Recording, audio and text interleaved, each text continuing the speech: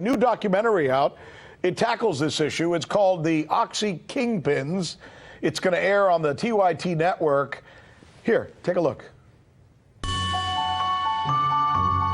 The people who were making the drugs, they understood that this was a cash cow for them.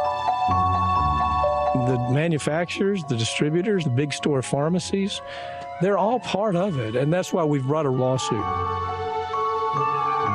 They knew that there were people in the field that were illegal distributors. They're saying, I don't even know who these people are.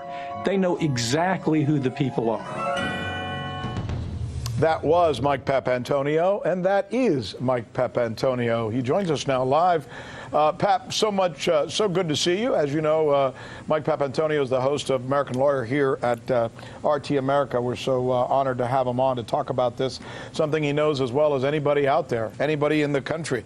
Let's start with the idea that in our system, that somehow our system of justice allows people to do things that they don't necessarily have to be responsible for. Is that kind of what we're seeing here? And is it a system-wide problem? It is, Rick. Let me step outside the opioid litigation and talk about the general problem. In MBA school, here's what they're taught.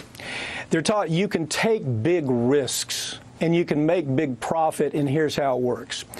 You're going to do some stuff that you're going to get caught for. You're going to have dangerous products that you know are going to kill people. Your scientists say they're very dangerous, they shouldn't be on the market.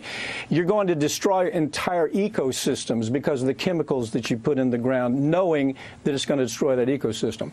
At the end of the day, though, all you have to be concerned about is how do you interact with regulators, because the EPA, dysfunctional, the FDA, dysfunctional, the SEC, dysfunctional, and to some degree the DOJ, dysfunctional, is going to come to you and say, you know, we're going to fine you, Mr. Widget Maker, for $150 million. To the average person on the street, it sounds like a lot of money. But Widget Maker has made $10 billion that year. So Widget Maker says, yeah, I'll pay the $150 million, $150 million, because they make a big profit.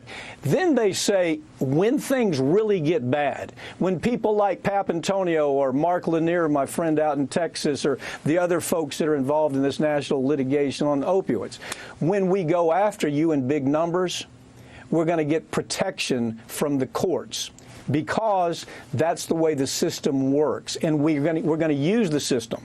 They're taught this in MBA school, and the problem is, let's walk away from opioids. Let me just talk about in general.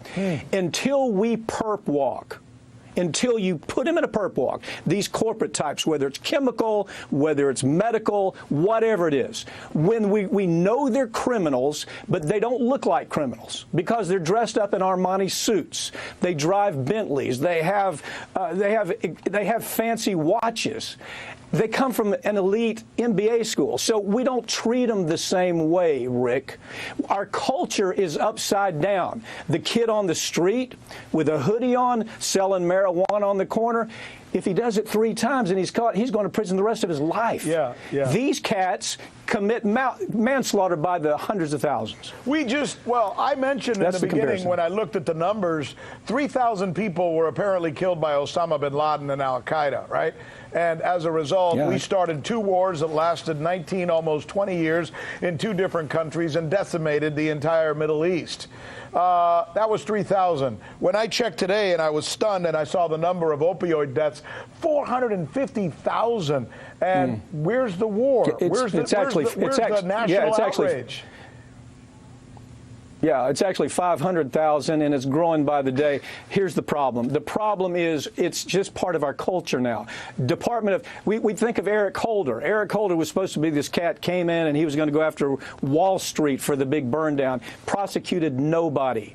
Took no action on any of these corporations. One corporation washing money for terrorists, where American soldiers are killed. They admit it. They sign a 6-page document. We know we washed the money. It was for terrorism, and it killed these soldiers.